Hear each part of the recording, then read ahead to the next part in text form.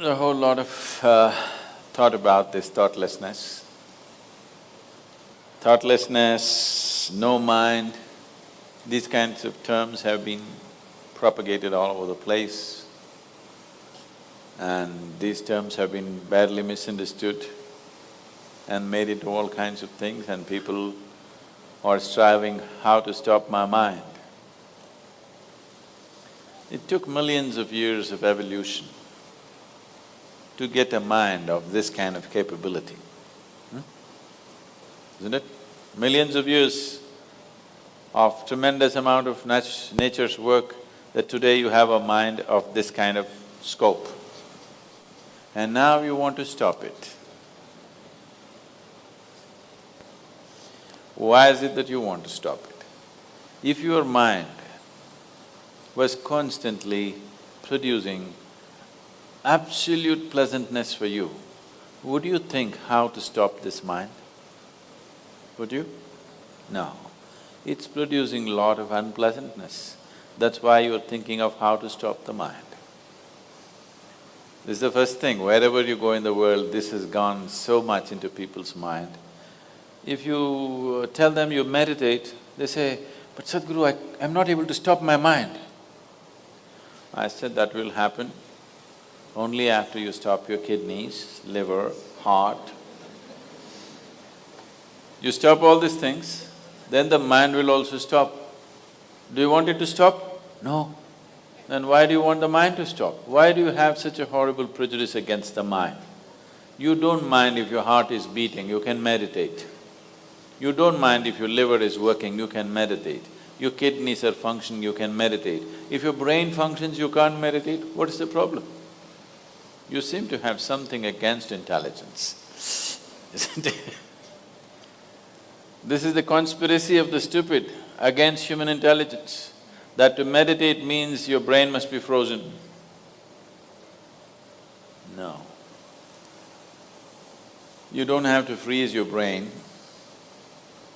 We were looking at this yesterday itself. We will initiate you into Shambhavi. It's a simple process. There are many ways to do it, this is one simple way. But it's a powerful process.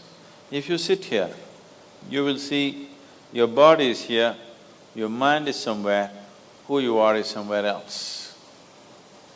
Once there is a space between you and the mind, then what the mind is not doing, what the mind is doing is not even an issue. It is like you're stuck in the traffic jam. You're struggling through the traffic. That's one experience. Suppose you're either standing on Chamundi Hill or you're floating in a hot air balloon and look down at all the traffic. Very peacefully, traffic. Why? There's a distance, isn't it? When you're in it, traffic is a different experience. From really high up there, sitting in a hot air balloon, you look down, you can't even hear the sounds. Looks wonderful, traffic, isn't it? Yes or no?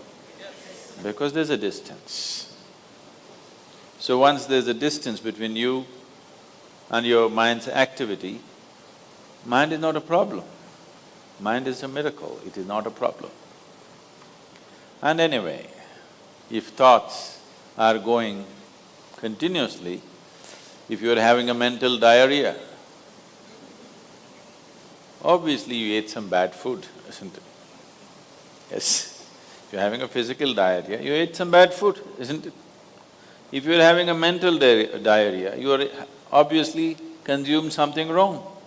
What this wrong thing could be is, the moment you identify yourself with something that you're not, then you're finished. Your mind is a continuous runs.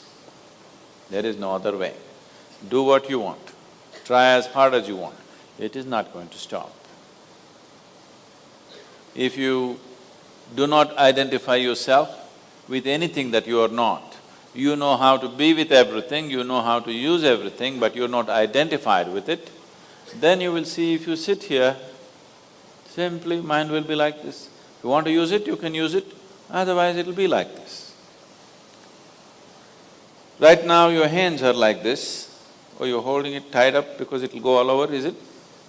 No. You can keep it like this. You can keep it like this, you can keep it like this. When you want to use it, you can use it. So it's a useful instrument. Suppose your hands become like this. You know, some people have become like this. Yes or no?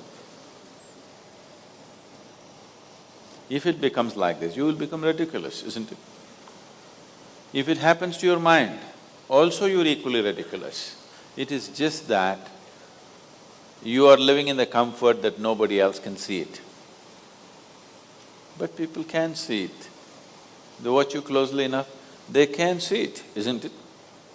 And whether they can see it or not, that's not the point. The point is, the most important faculty of your life is out of control. Doesn't matter whether they can see it or not, that's not the issue.